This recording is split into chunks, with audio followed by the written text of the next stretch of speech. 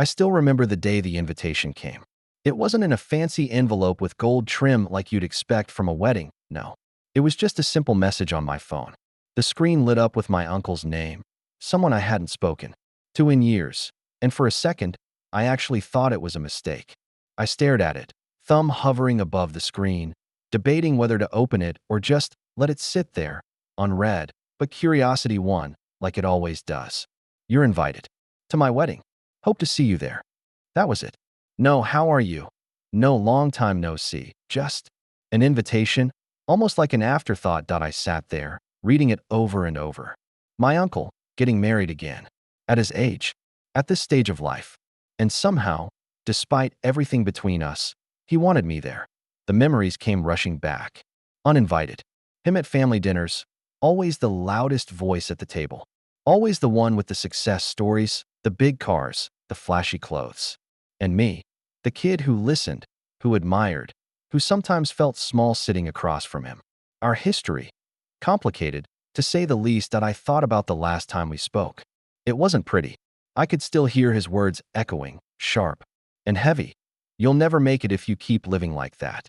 That was years ago, and I told myself I had moved on. But apparently, my chest hadn't gotten the memo, because even seeing his name on the screen made it tighten. For a moment, I wondered if I should just ignore it. Pretend I never saw the message. Why walk into a room where I'd be judged before? I even sat down. Why put myself through that again? But then another thought crept in. Maybe, just maybe, things were different now. Maybe this was his way of reaching out, extending some kind of olive branch, awkward as it was.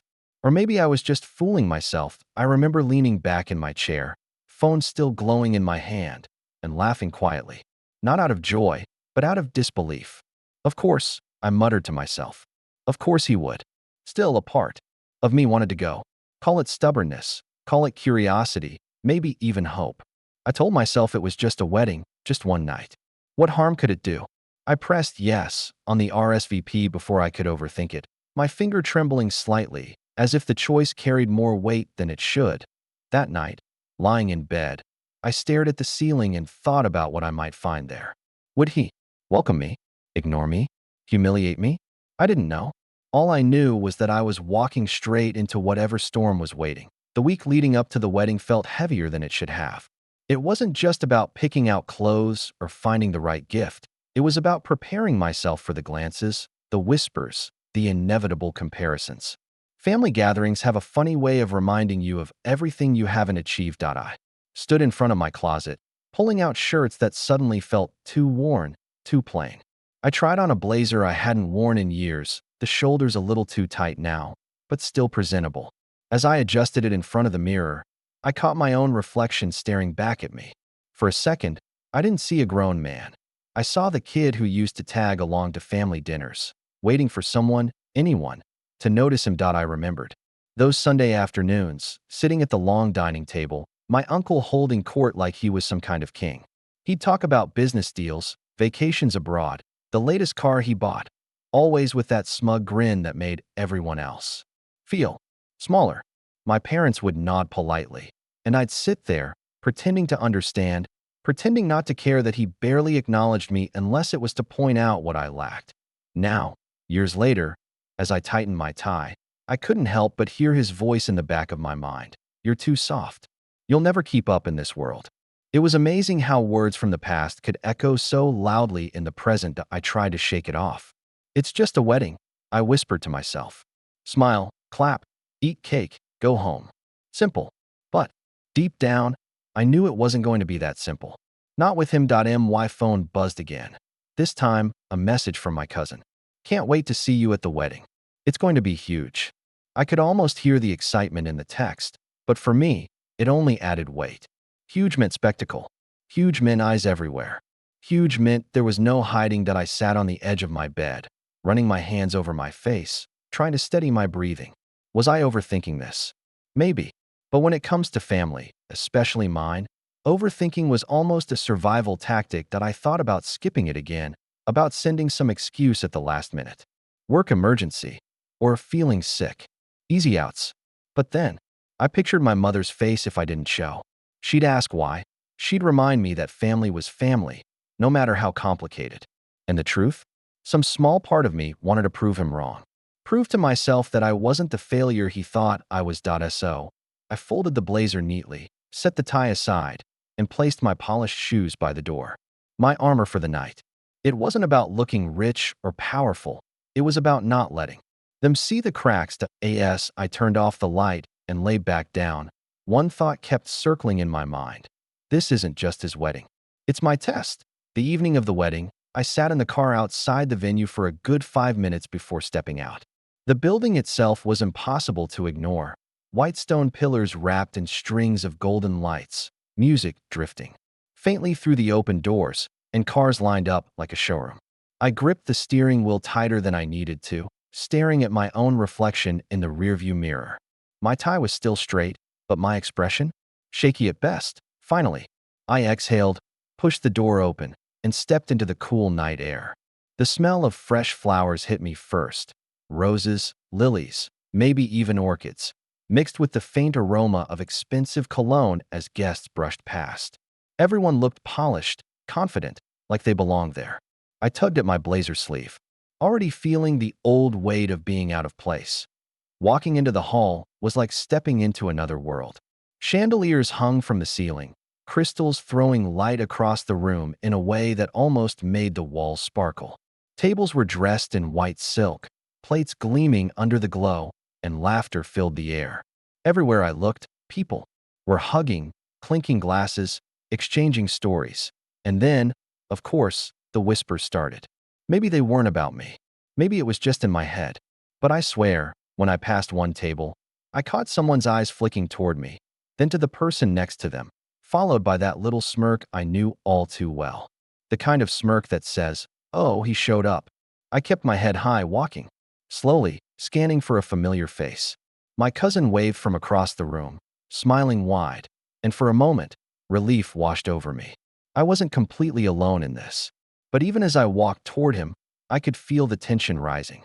Every step felt heavier, like the floor itself was testing me. Somewhere in the middle of the room, a waiter passed with a tray of champagne glasses. I grabbed one, more for something to hold than to drink. The stem was cold in my hand, condensation slipping between my fingers. I lifted it slightly, pretending to sip, hoping it would make me blend in. But blending in was never really possible. In this family, I could feel it.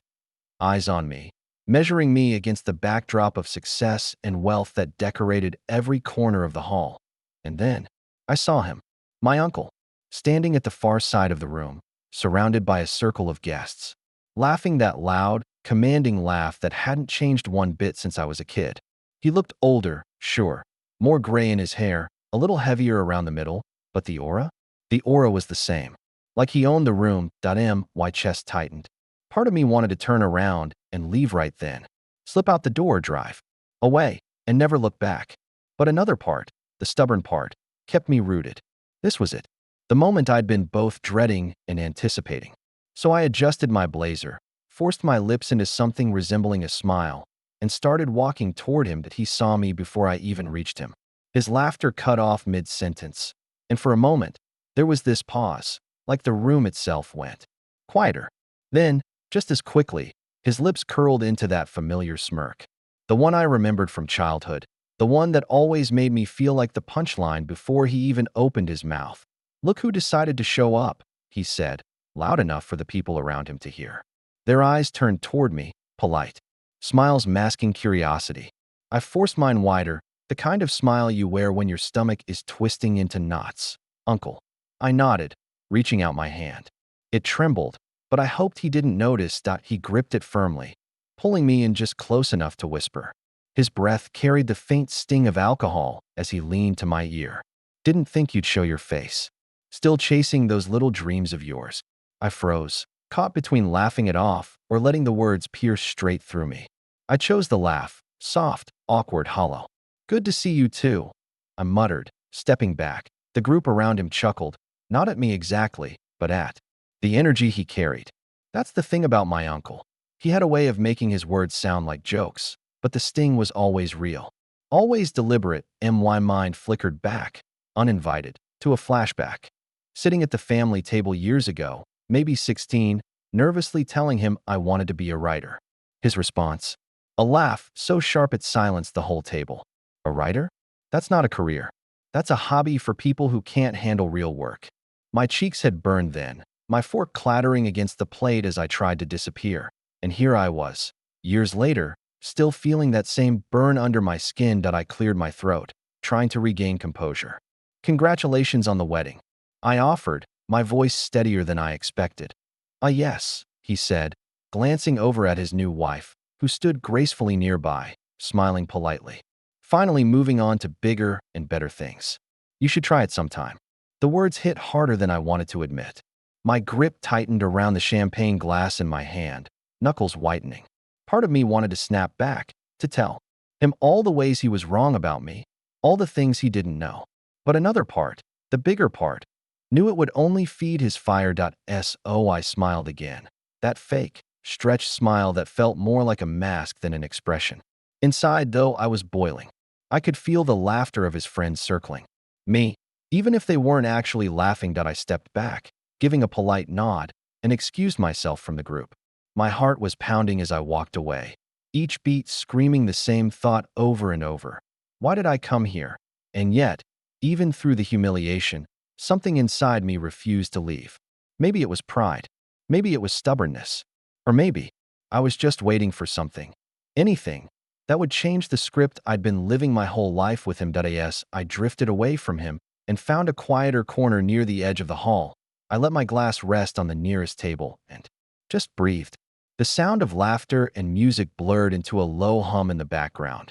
But in my mind, it was like a projector had turned on, pulling me back years into the past. There was a time, hard as it was to admit now, when I admired my uncle. I mean, I really did.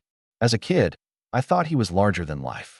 The way he spoke, the way people leaned in to listen, the way he always seemed to have the answers. To a young boy like me, that looked like power. That looked like success. I remembered being 9 years old, sitting cross-legged on the living room floor while he told stories about traveling abroad. He painted pictures with his words: neon streets in Tokyo, the smell of pasta in Rome, the skyscrapers of New York. My eyes lit up, and I thought, that's who I want to be. Someone who's seen the world. Someone who matters. And there were moments. He actually played the part of a mentor. One summer afternoon, I was helping him wash his car, a black Mercedes that gleamed like a mirror under the sun. I remember the smell of soap and water, the sound of the sponge squeaking against the surface. He tossed me the hose, laughed, and said, "See, kid? You keep working hard. You'll earn one of these yourself." I held on to that moment for years. I believed him. I believed that if I followed his footsteps, worked as hard as he did, maybe I'd get a fraction of what he had. But somewhere along the way, that admiration turned sour. Maybe it was the endless comparisons at family dinners. Maybe it was the way he spoke to me as if every choice I made was the wrong one. Or maybe it was just the realization that respect from him was conditional, given only if you matched his definition of success. Standing there at his wedding, those memories clashed with the reality in front of me. The same man who once told me I could achieve anything was now the same man calling me a failure without hesitation. The same man I once looked up to had become the voice that haunted me. It's funny, isn't it? How someone you once idolized can, over time, become the very person you need to prove wrong. I stared at the dance floor, watching people laugh and spin under the chandelier light, and I wondered, did they know this side of him? Or was it just me who had collected these scars over the years? I shook my head, trying to let the flashback fade, but the truth clung to me. I wasn't that kid anymore, looking up at him with wide eyes. I was a grown man now, standing in his world, realizing I didn't have to live by his rules anymore. At least, that's what I told myself. I found my seat at one of the round tables near the middle of the hall. White linen stretched across the surface, wine glasses catching the light like tiny prisms. A plate of food sat in front of me, steaming, beautifully arranged, untouched. My fork lay idle beside it, because the truth was, my appetite had evaporated the moment my uncle opened his mouth. Around me, the conversations rolled on. The clinking of cutlery, bursts of laughter, whispers just low enough to sting. I couldn't tell if they were about me, but my mind twisted. Every sound into confirmation. Every glance in my direction felt like another reminder. I didn't belong here. I stared down at my plate, tracing the edge of the napkin with my finger. My heart thumped against my ribs, faster than it should have, like my body was preparing for some kind of fight. And maybe it was. Inside, two voices battled. One said, "Get up. Walk out. Don't give him the satisfaction of watching you squirm." The other said, "No. Stay. Show him you're not broken." Even if you are. I pressed my palms flat against my thighs, forcing myself to stay still. Across the room, I heard his laugh again. Booming, confident, the same laugh I grew up with. And just like that, the flashback of him mocking me at 16 came rushing back. His words, sharp and dismissive, echoed in my skull. "A writer? That's not a career." My throat tightened. I gripped the edge of the table so hard my knuckles went white. I wanted, God, I wanted to stand up and scream. To tell him everything I'd achieved, everything I'd survived. To throw his words back at him and watch them burn. But the weight of all those years of silence pinned me down. The room felt smaller, heavier. The music blurred, my vision tunneling as I focused on nothing but that sound of him. His voice, his presence, his shadow. Then, as if on cue, someone at my table leaned closer, lowering their voice. "So," they said casually, "what are you up to these days?" The question itself was harmless. But the tone? The tilt of the head, the polite curiosity laced with quiet judgment? It cut deeper than I expected. I forced a smile, my throat dry. "Just working, keeping busy." "Oh." They nodded, turning back to their wine glass. Dismissed. Just like that. That was the moment. The exact second something inside me cracked. I realized I was done trying to prove myself at this table, in this hall, in this family. Done carrying the weight of expectations that were never mine to begin with. But I didn't leave. Not yet. I sat there in silence, feeling the storm inside me rise, waiting, almost sensing that something was coming. Something that would tip the night in a direction none of us expected. It happened so suddenly. I almost thought I imagined it. One moment I was sinking deeper into my chair, invisible among the clinking glasses and polished smiles, and the next, the entire room seemed distilled to my uncle's new wife had risen from her seat. She wasn't loud. She didn't call for attention. But the way she stood, calm, graceful, was enough to draw every eye in the hall. And then, she turned toward me. Before I could even process what was happening, she bowed. A deep, deliberate bow. The kind that carries respect. Weight, something you don't ignore. The chatter around the room stopped. Forks hovered midair, glasses paused halfway to lips. All I heard was the faint hum of the music in the background and the pounding of my own heart. "Sir," she said softly, but the word carried. Clear, sharp, cutting through the silence. I blinked, certain I'd misheard. "Sir?" No one in this family had ever addressed me with respect, let alone in front of a crowd. My first instinct was to laugh it off, to glance over my shoulder as if she was speaking to someone else. But her eyes stayed on me, steady, unwavering. My uncle shifted uncomfortably in his chair. His smug grin faltered, just a flicker, but I caught it. She continued, her voice calm, measured. "You may not remember me, but I remember you." And with those words, the ground beneath me seemed to shift. Flashbacks collided in my mind. Faces I'd met, brief encounters, forgotten moments of kindness I'd given without thinking. Could she have been one of them? The hall was frozen, waiting. Guests leaned in, whispers sparking like tiny flames but quickly dying under the weight of her presence. I swallowed hard, my mouth dry. "I don't understand." I managed, my voice barely above a whisper. She smiled gently, the kind of smile that carried both gratitude and sorrow. "You helped me once, when no one else did, and I never forgot." My chest tightened. 100 questions flooded my head, but none made it past my lips.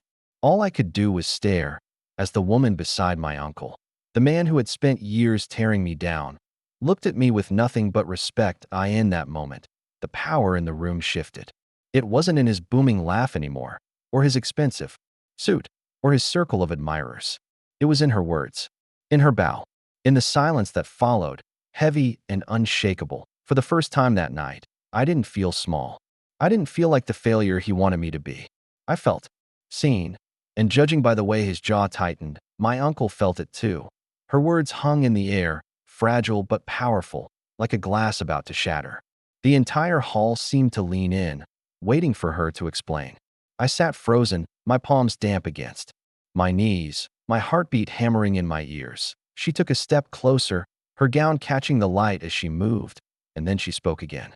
Years ago, she said, her voice steady, I was working 2 jobs, struggling to make ends meet.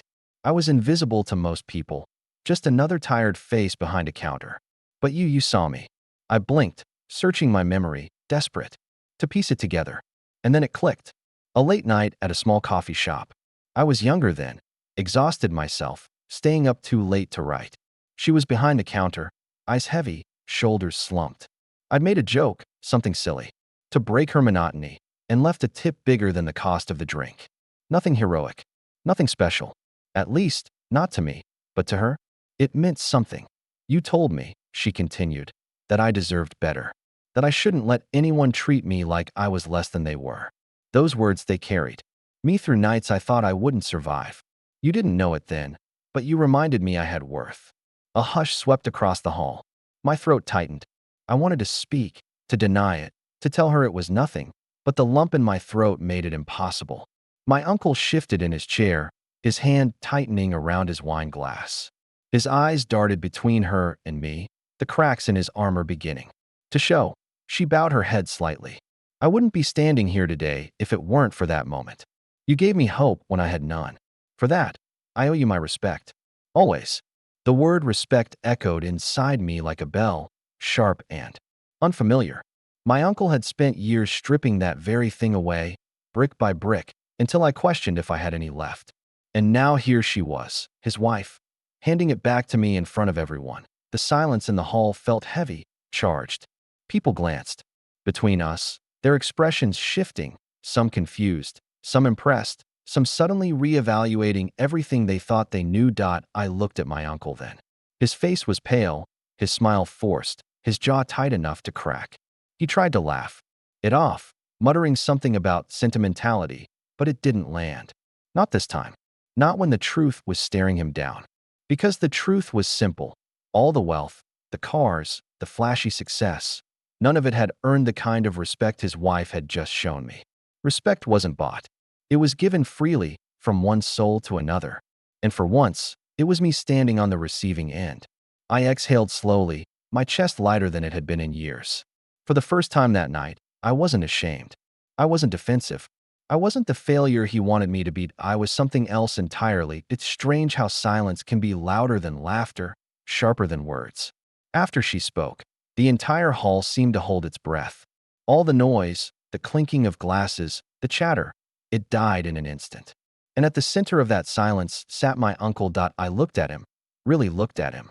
The man who'd once towered over me like an unshakable force didn't look so untouchable anymore. His shoulders slumped just slightly, his fingers drumming nervously against the stem of his glass. For the first time, his booming presence seemed smaller. He tried to laugh it off. That same forced chuckle he used when a joke didn't land. Well, he muttered, clearing his throat. My wife's always been sentimental. Don't mind her. He waved a dismissive hand, but no one laughed with him. Not this time. The room stayed quiet, waiting for more, but he had nothing else to give. I sat back in my chair, watching him fumble. Part of me wanted to gloat, to finally throw all his words back at him. Failure, disappointment, dreamer. All the labels he had slapped on me over the years. I could have stood up, raised my glass, and delivered the speech I'd been writing in my head for years. But I didn't. Instead, I stayed quiet, calm, because the truth was, I didn't need to prove anything anymore. His silence was proof enough. In that stillness, my mind flashed back to another memory, one I hadn't thought of in years. I was, maybe 12, sitting on the back porch with him, the night buzzing with crickets. I'd asked him what success felt like. He had taken a long sip of his drink and said, "Success is when no one can question you." At the time, I believed him. Sitting there now, I realized how wrong he was. Success isn't about being unquestioned. It's about being respected, even when no one's looking. I let the thought settle, watching him shift in his seat, cheeks flushed, eyes darting away from mine. For once, he couldn't meet my gaze. And that was victory enough. The guests began to murmur again, the spell slowly breaking. But the air was different now. The weight had shifted. People looked at me with curiosity, even a hint of respect, as if they were seeing me for the first time. And my uncle? He sat there in his silence, his power dimming with every second he couldn't find the words. For years, he had spoken over me, laughed at me, belittled me. But that night, in that moment, he had nothing. No joke, no dig, no weapon left to use.